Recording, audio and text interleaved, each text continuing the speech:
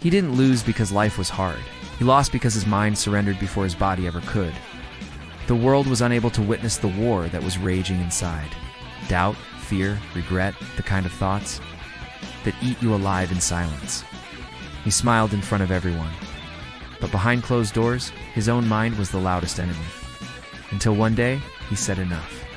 If I don't take control of my mind, it'll take control of me. His greatest enemy wasn't out there. It was the voice whispering, "You're not enough."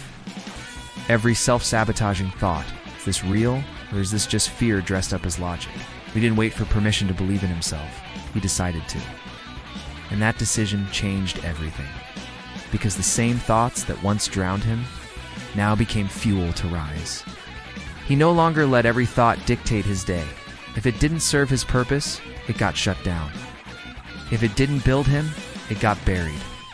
Spoke with purpose, thought with intention.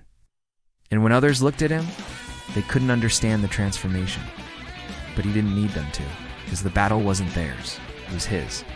And he'd already won it. Because the battlefield wasn't outside, it was within. Discipline was the only way to win. He learned that discipline, ISNT, just about routines and habits. It's about mastering your internal world so nothing external can break you. Discipline your thoughts, and everything else will follow. Stop letting fear run your life. Stop giving space to self-hate. You don't need to control the world, just your inner world. That's where your power lives. That's what made him dangerous.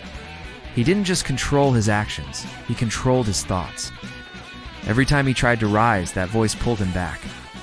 And no one saw it, no one heard it, but it was real. To fight, not fold. And you have that power too. It starts now. Not with a feeling, but with a decision. Discipline your thoughts, and you'll never be the same again. It wasn't the failures that almost broke him. It was the thoughts that followed.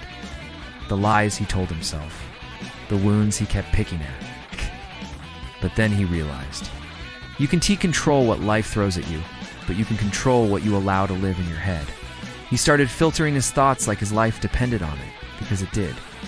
He began to question every belief, every doubt. He stopped feeding thoughts that weakened him, and started planting the ones that made him unbreakable. He didn't wait to feel confident. He chose confidence. He didn't wait to feel peace. He created peace. He used solitude as a training ground rather than a jail. Like a warrior honing his blade, he honed his intellect by himself. No more pity, no more spirals, no more overthinking, just clarity, focus, intent. They still called him quiet, but now his silence was power. He no longer reacted to noise, no longer gave life to every doubt. He walked with calm fire. You will or not your thoughts, those who are struggling in silence. Your mind can be your prison or your weapon, you decide. Because the most unstoppable people in this world aren't loud, they're disciplined. They've trained their minds to bend, not break, to focus, not fear. If this message resonated with the quiet fighter inside you, don't scroll past it. Like, subscribe, and hit the bell icon for more from MindWisdom, where strength is built in silence, and warriors master their minds before they conquer the world.